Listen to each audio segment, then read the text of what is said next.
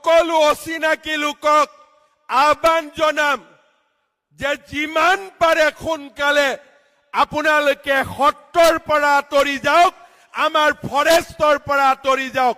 চৰকাৰে কাকো ৰেহাই নিদিয়ে, এই কথা আপোনালোকে মনত ৰাখিব।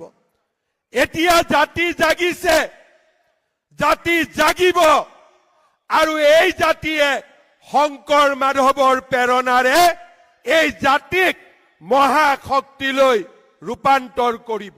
মই অসমবাসী ৰাইজক অনুৰোধ জনাম, অচিনাকি লোকক মাটি বিক্ৰী নকৰিব, অচিনাকি লোকক চাকৰি নিদিব, আৰু অচিনাকি লোকসকলক জাতিৰ বৰঘৰত সোমাবলৈ অনুমতি নিদিব।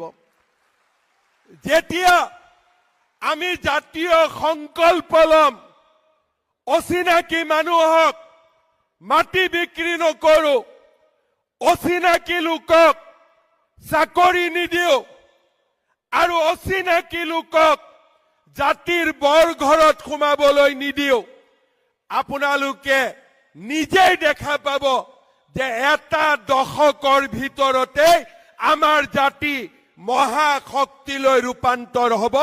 আমাক কোনেও ধৰি ৰাখিব নোৱাৰে।